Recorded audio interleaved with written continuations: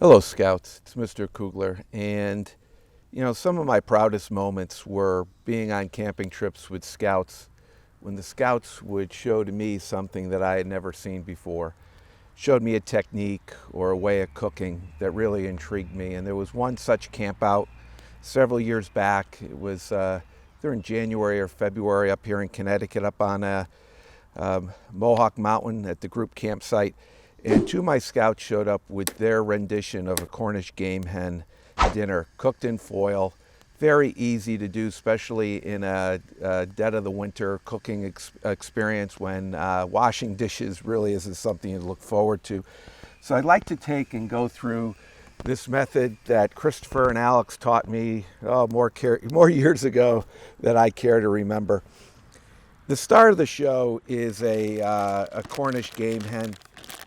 And sometimes these are a little difficult to find in the store, but these are smaller hens, and depending on the appetite of the scouts in your patrol will determine on whether or not you have one per patrol member or you end up splitting them. One of the benefits of doing this is if you can eat it right out of the foil pack that we're going to put, or wrapping that we're going to put it in.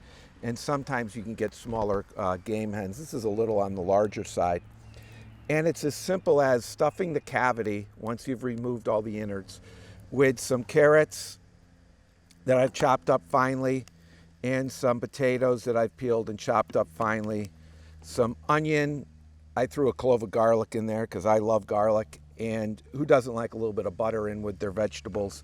And I'm actually going to add a little water. One of my concerns in cooking this is not only making sure that the chicken gets up to that, or the Cornish game hen, gets up to 165 degrees. Seeing that it's in the cavity of the chicken, I also want to make sure that the contents of the Cornish game hen get up to those same degrees. I'm going to add on the outside some ground rosemary. This is some rosemary leaves that I've actually ground up even finer. You can sometimes find it that way. Some seasoning salt and some coarsely ground black pepper. And I'm going to move these out of the way for a second because I'm going to start to make a mess here. And what I did ahead of time is I took and I removed the Cornish game hen from the package and drained off the liquids that were in the Cornish game hen, and then also went and removed the innards, that little packet that comes with it, and I disposed of that because we're not going to need that. What I'm going to start by doing is going to have a couple layers of foil here, and hopefully they will remain flat as I'm doing this. And I'm going to start with two.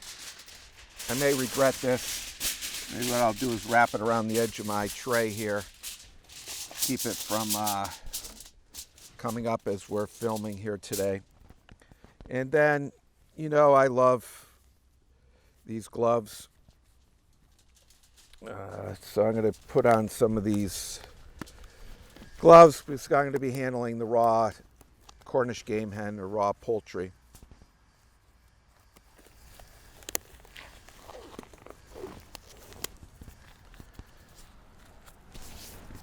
All right.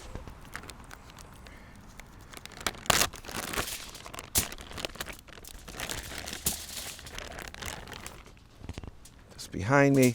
So the carcass of the chicken or the Cornish game hen is where I'm going to put all the contents that I've prepared. And when I start off with a little bit of the carrots, I did bring a spoon, but may be able to get a lot of these in. And I don't know how much I'm going to fit in here. When you're doing this, it always looks like more will fit. Get some of that butter right in here now.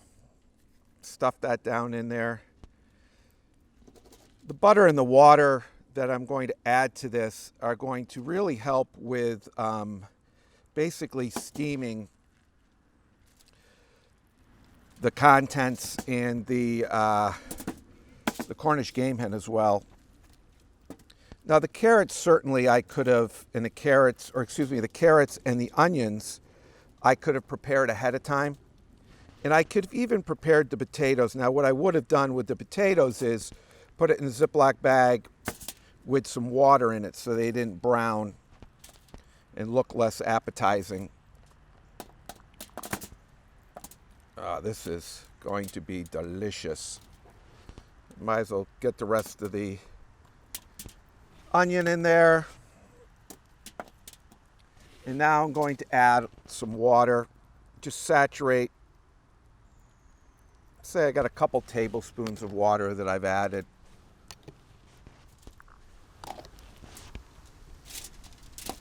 Some of my contents came out here, as well as, I'm not going to use any of those leftovers, don't worry. They're in the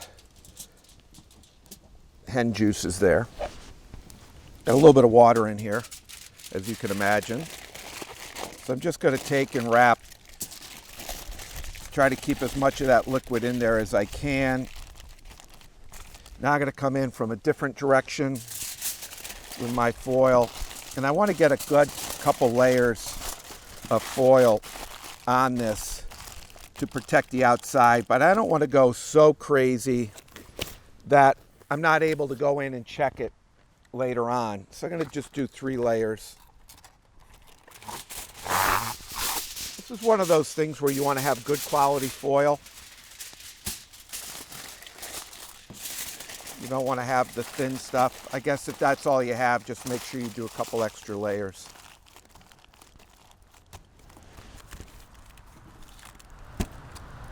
So I've got my Cornish game hen all wrapped up, all the contents, and guess what we forgot to do? Anybody watching?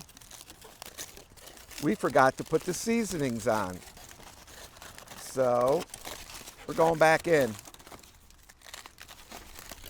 Things like that happen. That's why I put everything out. So eventually I remember what I forgot to do.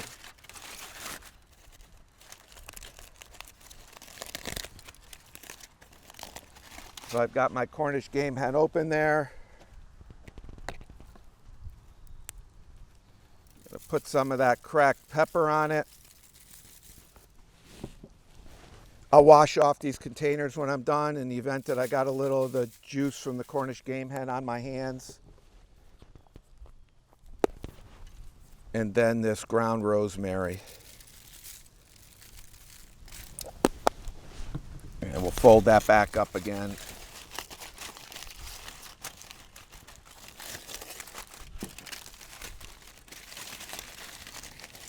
Trying to alternate where the folds are.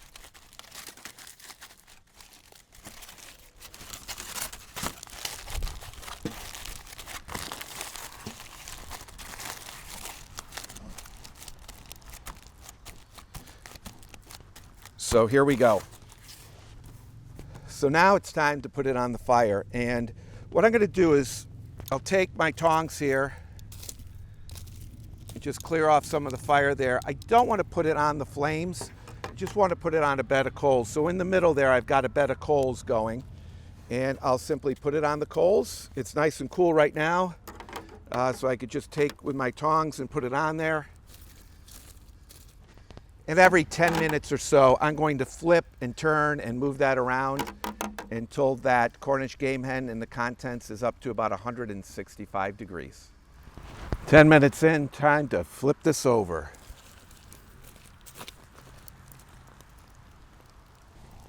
And I'll add a little more wood to the back of the fire to be able to have enough coals to be able to fully cook my Cornish game hen.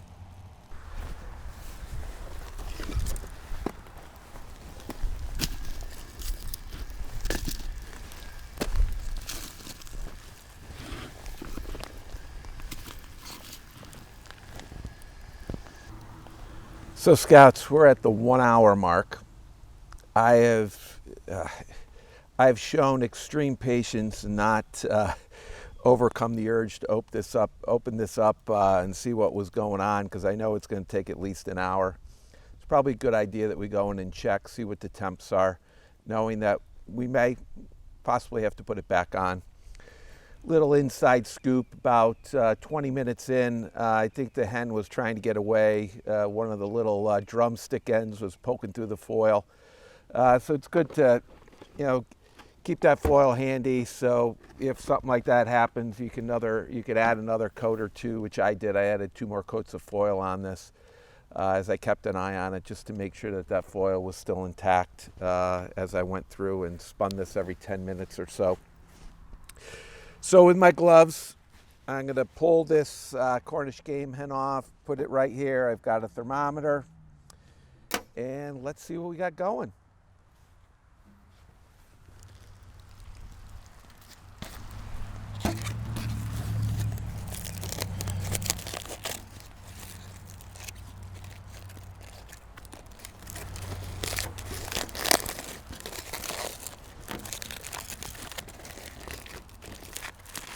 Thought that would have been a little burnt there, but it's not. So let's take a look. Going right into that thigh. And I am well past the 165. My thermometer's reading about 200, which you would have thought it would have been burnt if that was the case. Now I'm into the vegetables, and my thermometer is holding. So let's just try on the outer part here, away from the bone. And I'm still at the 190. So that was right at the 1 hour mark. We have a fully cooked Cornish game hen. Should open it up a little bit more here. Not burnt.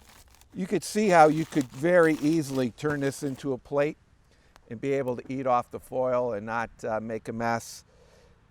Unlike a whole chicken, you don't have to carve this if you're the one eating it. You could just go to town, peel off the drumstick, the wing, and use your fork and your knife and be able to eat this Cornish game hen.